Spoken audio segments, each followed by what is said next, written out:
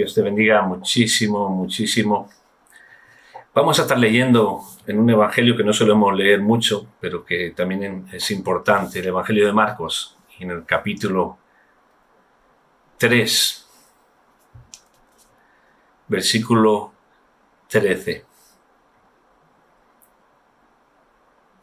Y dice: después Jesús subió al monte y llamó así a los que él quiso, y vinieron a él, y estableció a 12 para que estuviesen con él y para enviarlos a predicar, y que tuviesen autoridad para sanar enfermedades y para echar fuera demonios.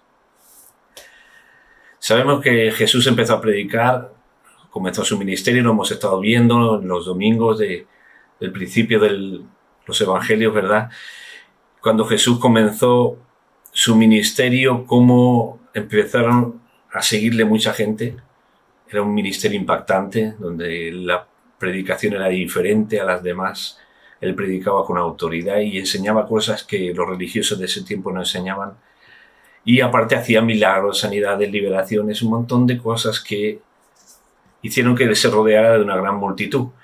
Y entre esa multitud, como ya vimos también en un mensaje hace poco, pues fueron surgiendo hombres y mujeres que decidían no conformarse simplemente con recibir una bendición de Jesús, sino que querían ser sus discípulos, seguirle de cerca, servirle en lo que hiciera falta. Y se llegaron a juntar bastantes discípulos, porque en una ocasión nos dice la Escritura que Jesús envió a 70 de 2 en 2 para ir predicando por ahí. O sea que hubieron bastantes discípulos. De esos discípulos se entiende que salieron esos 120 que después de que Jesús resucitara y se fuera, se reunieron en el aposento alto para esperar a que descendiera el Espíritu Santo y de ahí comenzar la obra de la iglesia naciente. Ahora, Jesús entendió que de en medio de esos discípulos tenía que escoger algunos que aún iban a tener que desarrollar una responsabilidad mayor todavía. Iban a tener que ser los que fueran al frente de esa iglesia y los que establecieran las columnas, la base, para que la iglesia no naciera y al poco tiempo se dispersara, sino que generaran una base de la cual evidentemente la piedra de ángulo es Cristo, y Cristo es... Pero él tenía que formar a un grupo de una manera especial de entre los discípulos. Y dice que después, en otros pasajes dice que estuvo toda esa noche antes orando, buscando la voluntad de Dios, y después de todos esos discípulos escogió a 12 que serían los que formarían de una manera especial. Ahora, ¿qué diferencia habría entre esos 12 y el resto de los discípulos?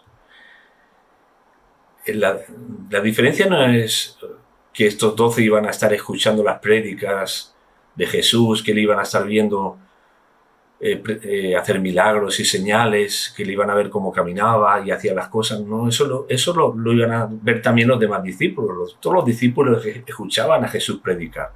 Todos los discípulos veían a Jesús haciendo milagros. A ver, ¿cuál era la diferencia?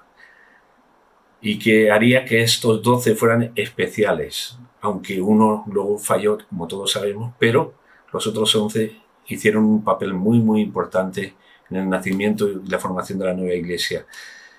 ¿Cuál fue la diferencia? Dice que llamó así a los que él quiso, ¿vale? Porque Jesús hacía como él quería, según Dios le indicara, y estableció a 12 para que estuviesen con él y para enviarlos a predicar. O sea que la clave, la diferencia, es que estos 12 iban a estar todo el tiempo con Jesús. Los otros le verían cada vez que él salía a predicar y sacaban tiempo para estar un rato y verlo y demás. Pero estos iban a estar todo el tiempo al lado de Jesús durante 3 años. Iba a ser lo principal. Y después, evidentemente, Jesús los iba a enviar a predicar, a sanar, a echar demonios y demás. Los iba a enviar. Pero lo primero era que estuvieran con él.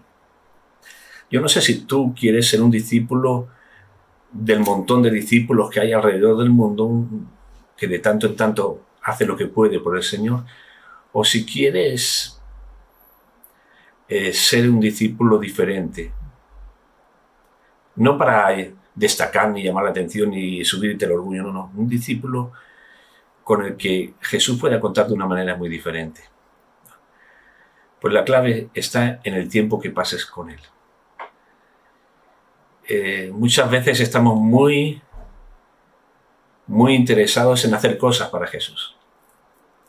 En predicar, en sanar, si se puede, o hacer cosas para Jesús. Pero la clave, lo más importante, está muy bien estar dispuesto a servir al Señor en lo que Él nos pida, está muy bien, pero primero la clave es pasar tiempo con Él. Tiempo de intimidad, tiempo de calidad. Jesús le compartió cosas a los 12 que no le compartió a los otros discípulos. Cosas muy personales, directas. Y en la intimidad es cuando podemos recibir revelaciones del Señor muy personales, muy directas, muy especiales. Si no pasamos tiempo con Dios, tiempo de intimidad, y como se hablaba esta semana también en el lugar secreto, hace 2 semanas, si no pasamos ese tiempo, lo demás no va a tener mucho valor. No se trata tanto de hacer cosas, se trata de pasar tiempo con Él. A partir de ahí, bajo su unción y su autoridad, podremos hacer muchas cosas, pero lo más importante es pasar tiempo de intimidad con Él. No quieras ser uno más, decide ser un discípulo escogido por el Señor, que pasa tiempo con Él, que aprende de Él y que le imita en todo. Que Dios te bendiga mucho.